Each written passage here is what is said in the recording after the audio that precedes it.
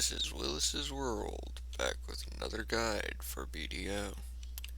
This time, we are playing with the Sage.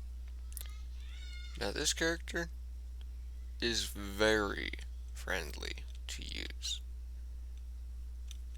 I know that anyone who has played this game sees a Sage go and do all these flashy things and they're probably thinking, oh, it's so hard to use. Reality of it is, I got 5 abilities there quick slotted, and you only push 2 keys on your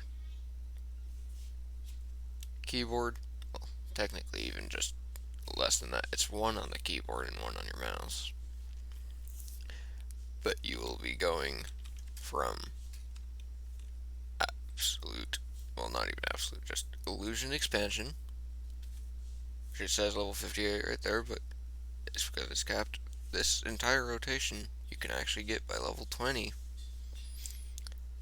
which is why I say it's very beginner friendly, because this rotation is actually brutal. But illusion expansion in your 1 slot. You press F after that.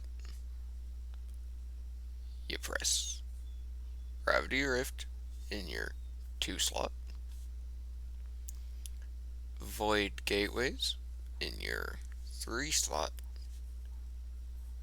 And then your realm of anguish in 4 slot, and your spatial collapse in your 5 slot you rotate between. So after doing these 3 skills with the F after illusion expansion,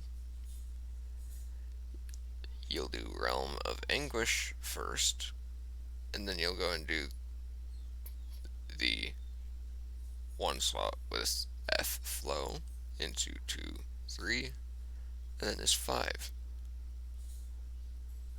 So basically the simplest part of it is 1 F, 2, 3, 4, 1 F, 2, 3, 5. And you repeat. To show you what that looks like in combat, that is what it looks like in combat.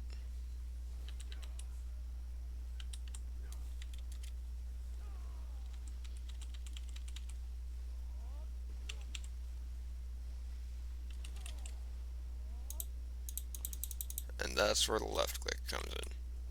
On your 5 key, you are going to want to push your left mouser while it's going active so that you get the flow of it on. But that rotation gets you this chaos that you have in front of you.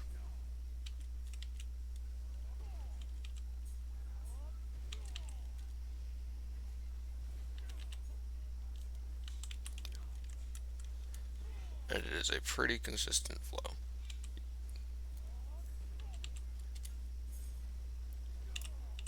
But the thing to remember about it, yes, I'm right there in the fray.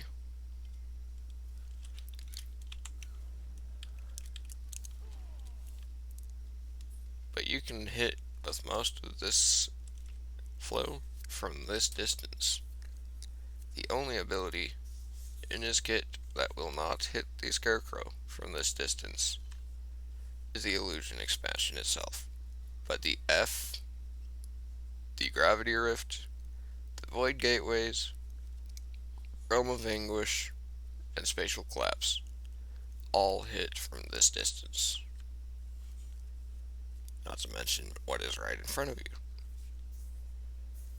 If you've got a group of enemies in front of you, this character so far seems to have the biggest forward cleave of all of the characters that I have tested.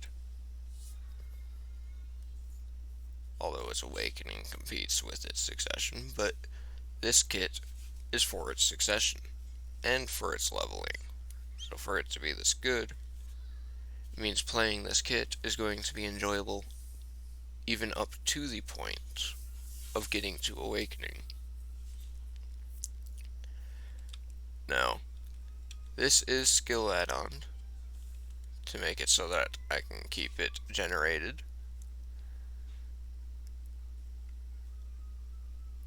That you won't have access to until level 50. But at level 50, the first ability I recommend skill add-oning is Void Gateways with mana regen and attack and casting speed increase. Because that will make it so that the massive cleave it does, and it does that massive cleave and does 8 hits to everything, well, not everything, but 10 targets in front of you receive 8 hits. So that is 80 hits. If you are fully generating off of that and it hits a massive area, that mana regen does only a little bit. And by only a little bit, I mean it will fill 160 mana back off of a 80 mana skill. Everything else here does cost a little more than that. Trust me, I know. It's an expensive kit to run, and over time you'll want to get the mana regen on as much as you can. But that rotation, even if you're starting out, you can do that full rotation into the second flow of that rotation, and anything in front of you is going to be dead. And all you need to do for your next group is play around with forward left. Oh, come on.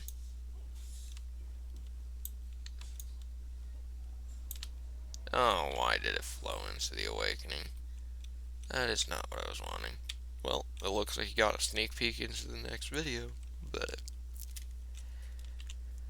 yes, this kit, even with the flow you saw, can flow between Awakening and Succession, which once you see the Awakening, you'll realize the end game potential, but that's for the next video. That is it for the Sage Succession, and this is Willis's World, signing out. Beep beep beep bop boop.